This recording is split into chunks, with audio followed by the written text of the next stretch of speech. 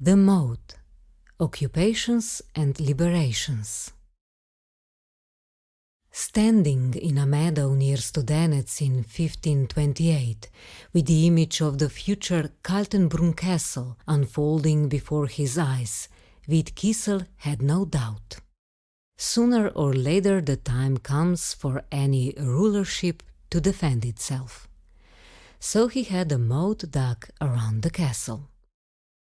The castle is a spatial dominant, a symbol of the power of its inhabitants.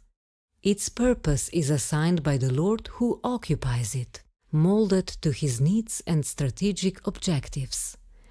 Big and small owners come and go, armies march by.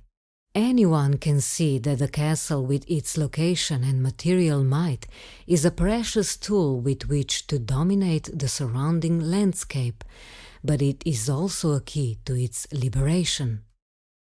In the 19th century, the French army set up a hospital in the castle. In 1939, the land by the castle was leased by the state and turned into a new military training ground.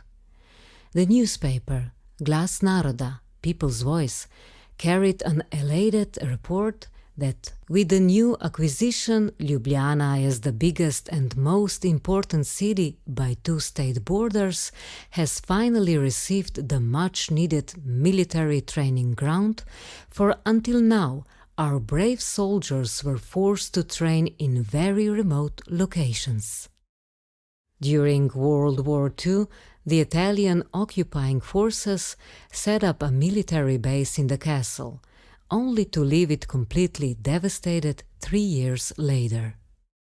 The castle was flanked by barbed wire that separated occupied Ljubljana from its surroundings, an echo of those days. The green belt that embraces the city today still draws the attention of numerous city planners and co-shapes the identity of Fužine Castle. The Renaissance fort now houses a museum, a space of acceptance where bonds are forged and history revisited.